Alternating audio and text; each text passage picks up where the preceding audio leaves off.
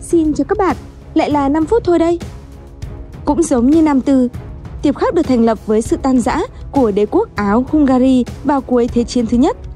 Ngày 31 tháng 5 năm 1918, tại Pittsburgh, Hoa Kỳ, cuộc họp của Hội đồng Quốc gia Czechoslovakia dưới sự chủ trì của Thomas Masaryk đã ký thỏa thuận Pittsburgh nhằm thành lập một nhà nước chung mang tên Tiệp Khắc giữa Slovakia, vùng Bohemia và Moravia.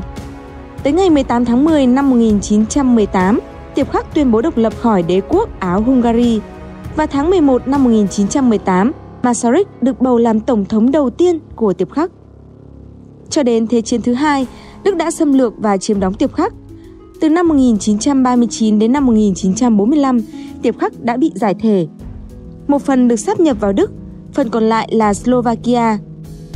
Đức đã đe dọa sẽ sáp nhập một phần Slovakia và cho phép các vùng còn lại được phân chia bởi Hungary và Ba Lan, hoặc họ phải tuyên bố độc lập khỏi Tiệp Khắc.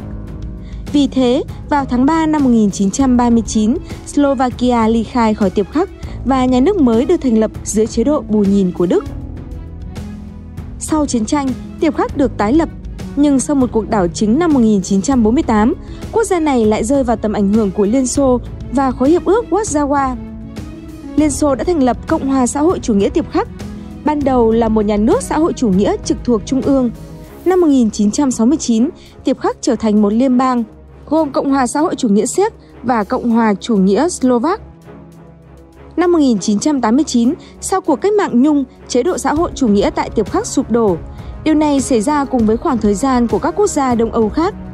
Ngày 29 tháng 3 năm 1990, quốc gia này đổi tên thành Cộng hòa Liên bang Tiệp Khắc và nó vẫn duy trì tới ngày 1 tháng 1 năm 1993 thì Tiệp Khắc mới bị tách thành hai quốc gia trong hòa bình là Cộng hòa Séc và Cộng hòa Slovakia. Cả hai quốc gia đều gia nhập Liên minh châu Âu vào năm 2004 và đều là thành viên của NATO. Vậy lý do gì khiến cho Tiệp Khắc tan rã? Vào những năm 1990, GDP bình quân đầu người của Cộng hòa Séc cao hơn 20% so với Slovakia. Điều này khiến người Séc cảm thấy như họ đang tự bỏ tiền túi ra để phát triển kinh tế cho khu vực của người láng giềng nghèo hơn. Bởi từ trước tới giờ, các khoản thu ngân sách của Séc đều được chuyển một phần sang Slovakia. Tuy nhiên, nó đã bị dừng lại vào tháng 1 năm 1991. Nhưng vào cuối tháng 12 cùng năm, Václav Havel được bầu làm tổng thống. Ông đã coi Slovakia là gánh nặng của nền kinh tế Séc.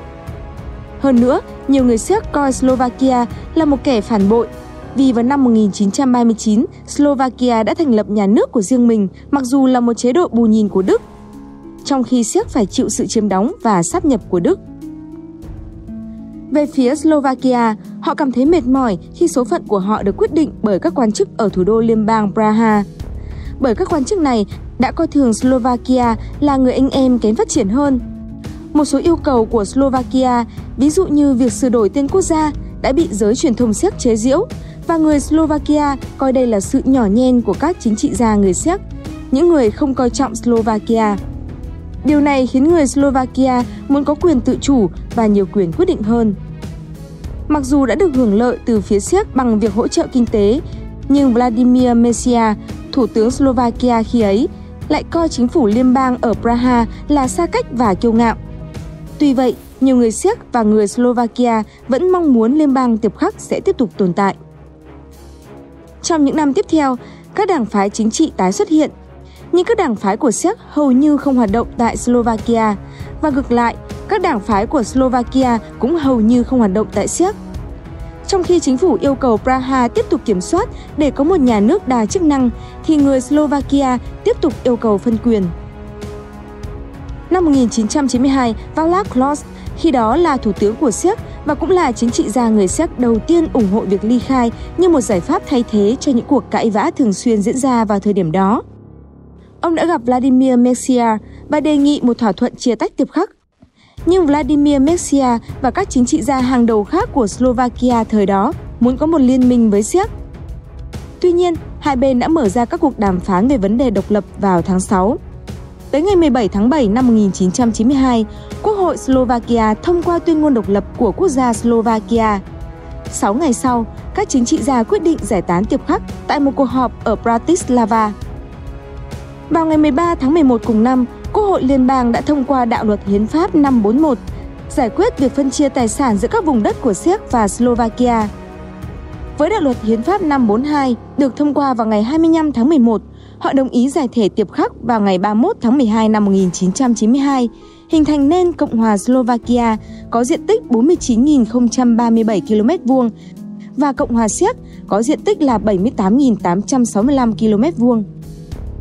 Cuộc chia tách xảy ra mà không có bạo lực, do đó còn được gọi là cuộc chia tách nhung lụa, giống như cuộc cách mạng Nhung trước đó được thực hiện thông qua các cuộc biểu tình ôn hòa, trái ngược với cuộc chia tách ở Nam Tư mà tập trước 5 phút thôi đã nói đến. Về phân chia tài sản quốc gia, phần lớn tài sản liên bang được chia theo tỷ lệ 2:1, tức là Cộng hòa Séc 2 phần và Cộng hòa Slovakia 1 phần, tương ứng với tỷ lệ dân số giữa Séc và Slovakia trong Tiệp Khắc, bao gồm thiết bị quân sự, cơ sở hạ tầng đường sắt và máy bay. Tuy nhiên, cũng có một số tranh chấp nhỏ về trữ lượng vàng được cất giữ ở Praha và cách định giá tài sản của liên bang. Nhưng các tranh chấp này chỉ kéo dài trong một vài năm sau khi giải thể. Về phân chia tiền tệ, ban đầu, tiền tệ cũ của Tiệp Khắc là koruna Tiệp Khắc vẫn được sử dụng ở cả hai quốc gia. Nhưng những lo ngại về thiệt hại kinh tế từ phía Séc đã khiến hai quốc gia này áp dụng hai đồng tiền quốc gia mới ngay từ ngày 8 tháng 2 năm 1993. Ban đầu, các đồng tiền có tỷ giá hối đoái ngang nhau, nhưng về sau, đồng koruna Slovak có giá trị thấp hơn so với đồng koruna Séc lên đến 30%.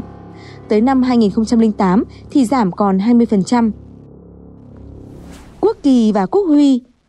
Thỏa thuận về việc giải thể Tiệp Khắc quy định rằng các biểu tượng trong quốc kỳ và quốc huy trước đây của liên bang sẽ không được sử dụng bởi hai quốc gia độc lập.